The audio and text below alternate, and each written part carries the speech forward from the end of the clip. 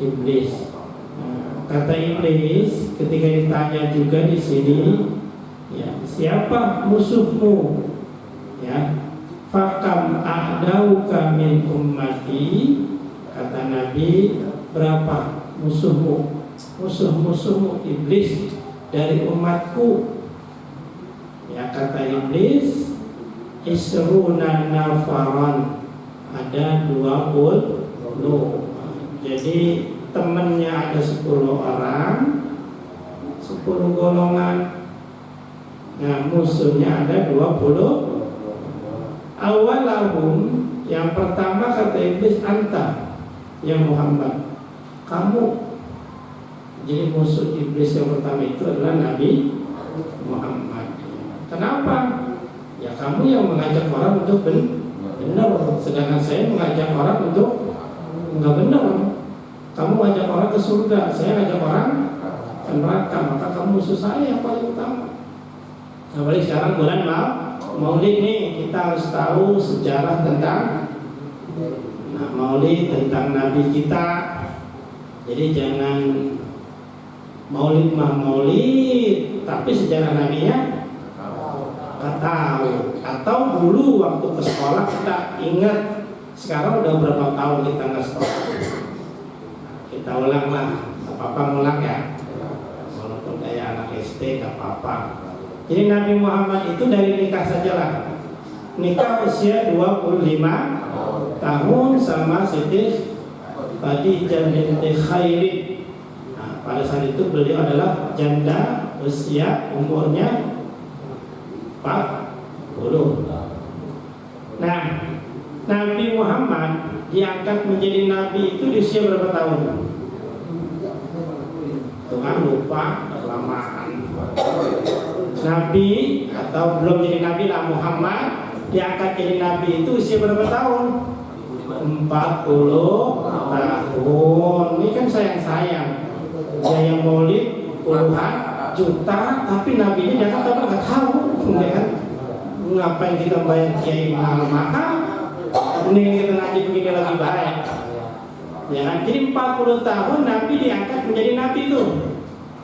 Tandanya apa? Apa SK turun dari langit? Enggak, ya, bukan SK.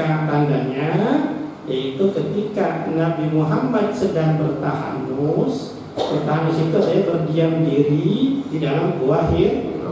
Kenapa Nabi berdiam diri? Karena udah gak tahan sama lingkungan Mekah. Jadi secara naluri manusia itu diciptakan Allah itu buat baik. Jadi kalau masih murni, asli, hatinya murni, maka dia benci sama kejelekan.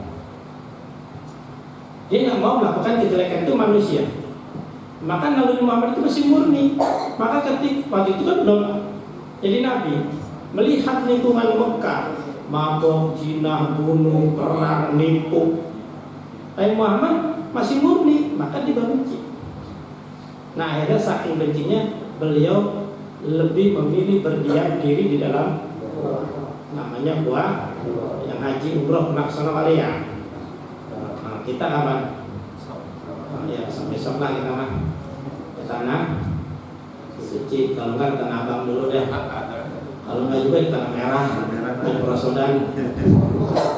Nah, jadi gua ini kecil, maka Nabi duduk di dalam. Nah, ketika di dalam gua Hira itulah tiba-tiba datang suara Iqra sambil 3 kali.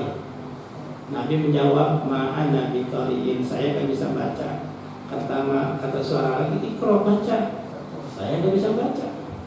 Iqra nggak bisa baca. Nah baru udah dituntun sampai 3 kali. Iqra bismi rabbikal ladzi khalaqal insana min ayat Al-Alaq 1 sampai 5. Tuh makanya wahyu pertama turun surah Al-Alaq 1 sampai 5. Ingetin tuh apalin, ntar tanya anaknya nggak tahu lagi. Bapak kita suruh ngaji, bapak kita tahu apa itu arti apa wahyu pertama tuh kan surah Al-Alaq ayat 1 sampai 5. Jadi bukan semuanya. Namanya surah Al-Alaq. Awalnya adalah Iqra. Artinya apa? Kita disuruh banyak baca. bukan suruh banyak komen, suruh bacanya banyak ya baca, gitu ya. Tuh. Nah, akhirnya Nabi Muhammad tuh gemetar, takut, panas dingin, pulang.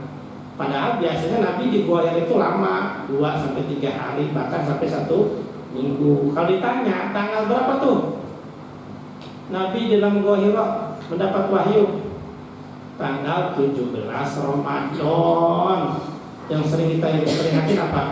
Belum tahu, tapi nggak tahu peristiwanya apa.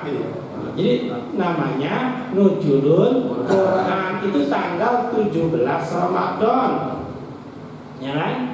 Nah, jadi kalau kita peringatin seharusnya tanggal 17 Ramadan itu dalam rangka ya memperingati turunnya Al-Quran pertama, ya kan? Nah, Nabi sendiri tahu nggak kalau itu wahyu? Enggak. Nabi tahu nggak kalau itu adalah SK kalau Muhammad jadi Nabi? Nggak tahu. Ya tahu dari mana? Pulang itu gemeteran ngadu sama istrinya Khadijah. Kenapa ini?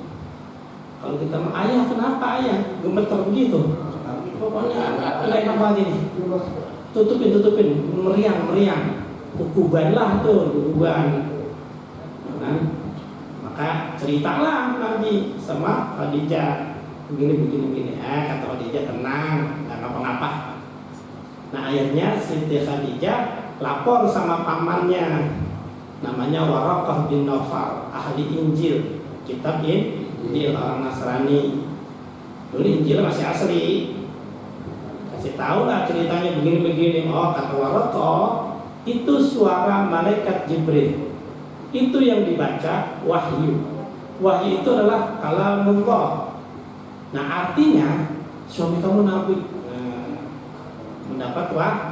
Nah, senanglah Khadijah. Nah, jadi tahunya itu dari Waraqah bin Nawfal, ya, mengasih tahu kepada Khadijah kalau suaminya adalah seorang Nabi. Nah, senanglah, bahagialah, ya kan? Itu, ya. Jadi kalau ditanya siapa yang ngasih tahu kalau Nabi itu Nabi, ya Waraqah bin Nawfal, seorang Nasrani ahli kitab Injil, ya. Pulang dikasih tahu Nabi Muhammad, oh ayah Nabi, gitu kan. Mang model pulang tuh kata bininya, ayah Nabi, Nabi biru doa, Nabi biru doa kata, kan? Tambah bingung lagi, kalau saya Nabi kerjaan saya ngapain? Kan begitu. Kantornya di mana? Lah masuk jam berapa? Pulang jam berapa kan begitu. Lah gaji berapa sebulan? Tambah bingung lagi itu. Tambah bingung. Ngapain? Nah, turunlah wahyu kedua. Nah, wahyu kedua inilah ya yang menugaskan Nabi untuk berdakwah. Nah, jadi Nabi tugas utamanya lah berdakwah, menyebarkan agama Allah, ya kan? Nah, akhirnya Nabi mulai berdakwah, tapi dakwahnya tidak terang-terangan. Dakwahnya baru sembunyi. Jadi dakwahnya itu dua. Yang pertama sembunyi, yang kedua terang-terangan. Yang sembunyi itu bagaimana? Yang ngajak door to door. Yang pertama yang diajak istrinya Khadijah mau masuk Islam. Terus sahabatnya Abu Bakar, teman dari kecilnya langsung mau. Terus keponakannya Ali bin Abi Thalib langsung mau. Jadi nggak langsung ceramah, nggak langsung buka pengajian, enggak. Jadi door to door satu-satu diajak ngobrol. Terus pembantunya ya kan Haris bin Harithah, ya kan mau masuk Islam. Selama berapa tahun? 3 tahun. Nabi dakwah secara sembunyi. Kenapa sembunyi? Karena Nabi belum punya pengikut. Kalau Nabi dikeroyok saya yang belain, ya kan? Makanya Nabi dakwahnya 3 tahun tuh. Ya kan, dari pintu ke pintu, pokoknya siapa yang diajak yang enak diajak ngobrol siapa nih, kan kita kan gitu kan, siapa dulu yang kita ajak nih yang kira-kira mau, ya kan. Selama 3 tahun Nabi dakwah sembunyi dapat pengikutnya 36 orang.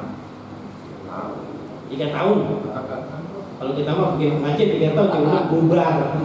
Ya, kalau Ustaz nggak ngajarin kapok, kenapa susah banget 3 tahun? Yang itu cuma 36 orang ngaji. Nabi mah enggak, ya kan? Itu nama bahasa Arabnya adalah as-sabiqunal awwalun. Karena kalau anak nanya, Pak, apa sih arti as-sabiqunal awwalun? Nah, artinya orang-orang yang pertama masuk Islam. Tuh. Kan enak kalau tahu mana, bapak tahu ngaji, gue juga kan ngaji kan gitu. Kalau bapakmu nggak tahu, tuh bapak nggak ngaji sih, tapi gitu kita salah. Jadi as-sabiqunal awwalun julukan bagi orang yang pertama masuk Islam. Di antara tadi itu Siti Khadijah, kan Abu Bakar, terus juga Ali dan juga pembantunya. Nah, dari 36 orang inilah Nabi artinya sudah punya apa? Pengikut. Turun surah yang ketiga, ya kan? Ayat wahyu yang ketiga apa? Fasda'a tumaru wa a'rid anil musyrikin. Ini disuruh dakwah secara terang-terangan. Wahai Muhammad, kata Allah, dah dakwah nggak sembunyi-sembunyi, terang-terangan aja deh. Ya terang-terangan, nggak usah ngumpet-ngumpet. Bahkan Nabi karena perintah Allah langsung di mana Bukit Sofa langsung ceramah, ngumpulin. Ya, wahai orang-orang Quraisy, kumpul. Nah, orang kalau sama Nabi Muhammad itu udah percaya baik. Kalau disuruh apa aja mau, suruh kumpul. Kenapa? Karena Nabi Muhammad itu orang benar, orang baik. Nah, ayo kumpul itu. Nah, intinya apa? Disuruh menyembah Allah, menjauhkan larangan Allah. Lagi jelasin begitu tuh. Abu Lahab datang, kan? Ya sebelumnya nanya itu orang Nabi Muhammad nanya, Pak orang Quraisy percaya nggak sama saya? Semuanya jawab percaya. Kenapa kamu percaya sama saya? Karena kamu Muhammad dari kecil sampai sekarang nggak pernah bohong. Emang dari dulu dari lahir Nabi nggak pernah bohong, makanya sekampung orang tahu. Makanya apa yang diomongin Nabi Muhammad pasti benar. Maka julukannya Al-Amin, orang yang terpercaya, gitu ya. Jadi kalau tanya ke anaknya Al-Amin artinya apa sih? Itu julukan Nabi, artinya orang yang Nabi sedikit pun nggak pernah bohong. Itu padahal belum jadi Nabi, ya kan? Makanya Nabi ngomong apa aja orang percaya, gitu ya. Disuruh kumpul, mau. Kalau kamu percaya sama saya, nyembah Allah. Datang Abu Lahab, marah-marah. Kalau pakai bahasa Arab ya, taban laka ya Muhammad, alihada jama'ta. Brengsek itu Muhammad, tapi kita dikumpulin buat dengar begini, kurang ajar sampai Muhammad. Turun. Abu Lahab marah-marah. Nabi Muhammad enggak takut karena cekengannya Allah. Besok kumpul lagi, ceramah lagi, jelasin lagi tentang Allah. Abu Lahab datang lagi, kurang ajar kamu, nggak kapok ya Muhammad ya. Besoknya kumpulin lagi. Dan ketiga kali lah Nabi Muhammad bersaksi. Nah disitulah Allah menghibur Nabi Muhammad dengan cara apa? Menurunkan surah Al-Lahab. Al-Lahab. Jadi Lahab itu artinya apa? Lahab itu artinya apa? Ya kan nggak tahu kan? Sering baca kan? Artinya gejolak api. Ya. Julukan Abu Lahab itu bapaknya api yang bergejolak. Nama aslinya bukan Abu Lahab. Karena memang dijulukin Abu Lahab itu karena memang dia ada di dalam Al-Quran yang artinya itu api yang bergejolak. Maka orang manggilnya Abu Lahab. Padahal aslinya bukan Pak. Siapa? Oh, ya kan? Namanya adalah Abul. Ya, namanya itu adalah Abul apa tuh? Saya lupa juga. Namanya Abul Hafs ya. Jadi namanya bukan Abul Lahab. Namanya Abul juga, bukannya Abu tapi Abul. Itu kan pamannya Nabi, ya kan? Nah, Jadi ketika lagi dicaci maki, kata Allah, Muhammad yang celaka bukan kamu, tapi Abu Lahab. Tenang aja, tenang. Sama siapa yang celaka selain Abu Lahab? Istrinya. Istrinya. Siapa nama istrinya? Ibu Lahab. Itu kalau orang kita itu kan.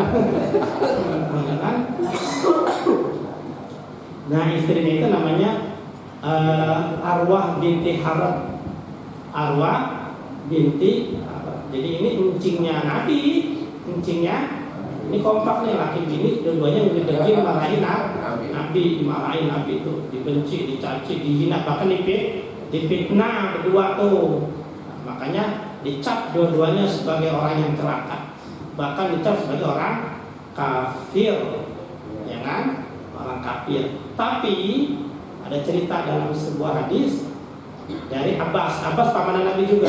Dan Abbas ro'a Abalahabin fi manami ba'da awlim fi halin syarrin. Jadi Abbas ini pamannya Nabi pernah memimpi ketemu dengan Abu Lahab setelah Abu Lahab mati selama 1 tahun. Nah, jadi setelah Abu Lahab meninggal, paman Nabi yang lain Abbas ketemu dalam mimpi. Itu melihat Abu Lahab dalam keadaan mengkhawatirkan.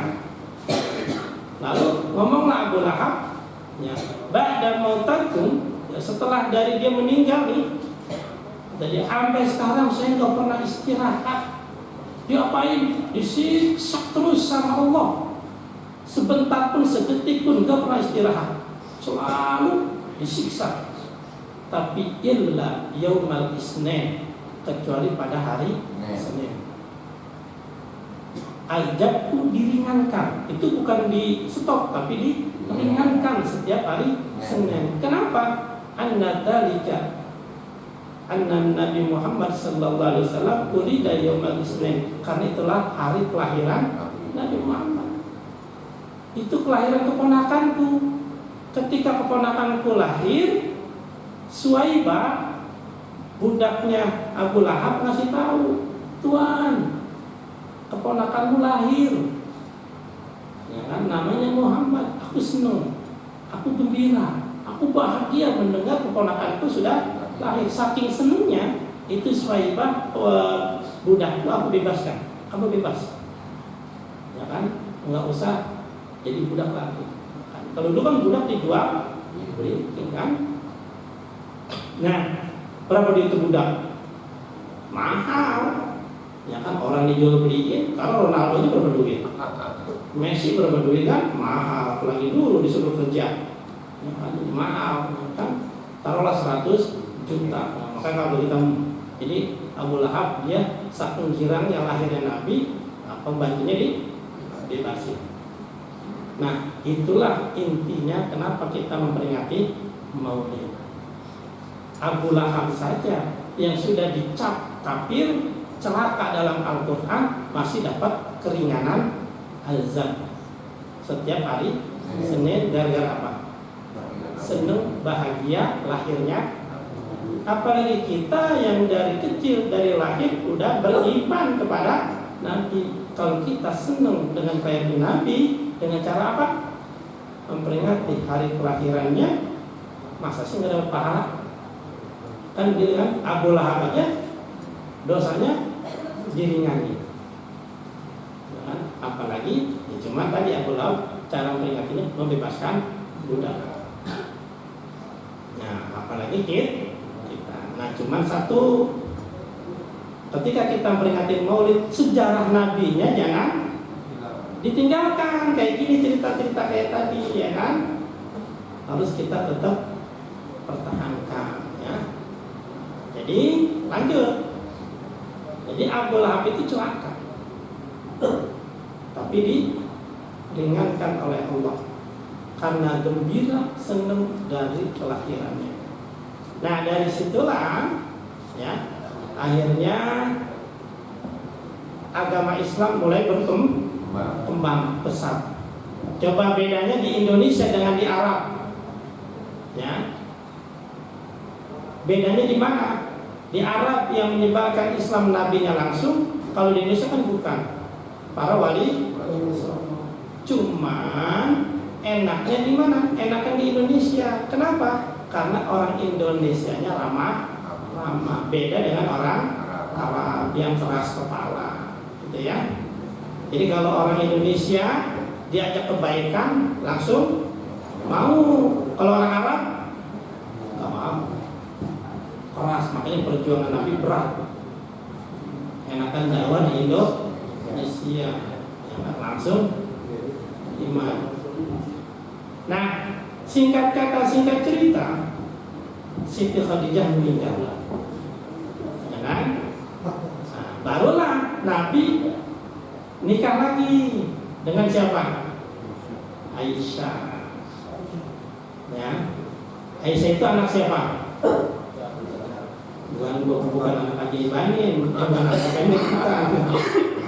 Aisyah anaknya Abu Bakar, ya Abu Bakar. Usianya berapa tahun pada saat itu? Ada banyak riwayat, rata-rata 9 tahun. Nah ini nih, kita harus tahu, bisa jelasin kenapa Nabi nikah dengan Aisyah usia 9 tahun. Hati-hati, kan orang luar sana kan Nabi itu dipersek dan lain sebagainya, pas nikahin anak kecil, ya kan? Apa jawaban Bapak? Nggak tahu kan? Nah, jawabannya, kenapa Nabi nikah dengan Aisyah usia 9 tahun, ya kan? Jadi nikahnya aja 9 tahun, ditidurinnya enggak. Ya, ini Nabi 2 kali mimpi, Allah nyuruh. Berarti kalau nyuruh namanya apa? Wahyu, ya kan? Wahyunya nggak datang tadi. Di wahyu itu kan, akhirnya dinikahin. Tujuannya apa? Aisyah itu cerdas.